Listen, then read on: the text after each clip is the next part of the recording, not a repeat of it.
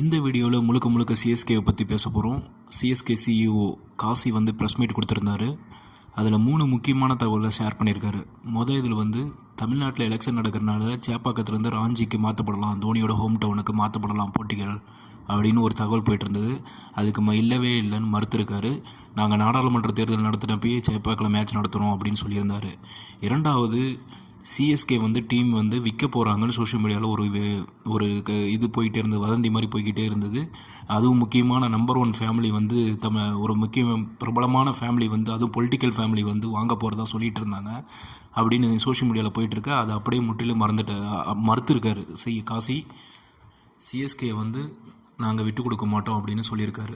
Last but not least, ஐபிஎல்லில் யார் keeping பண்ணுவான்னு ஒரு கேள்வி எழுப்ப அதுக்கு அவர் தோனின்னு பதில் சொல்லியிருப்பார் வழக்கமாக இருந்தால். ஆனால் இந்த தடவை அதுதான் இல்லை, தோனின்னு சொல்லலை. ருத்ராஜ் கெய்க்வாடும் ஃப்ளம்மிங்கும் சேர்ந்து முடிவு பண்ணுவாங்க அப்படின்னு சொல்லியிருப்பார். ஸோ தோனியா சாம்சனா எய்தர் லோக்கல் பிளேயராக என்பது இல்லை உர்வில் பட்டேலா என்பது நம்ம சீசன் ஆரம்பித்த பிறகு தான் தெரிய வரும்.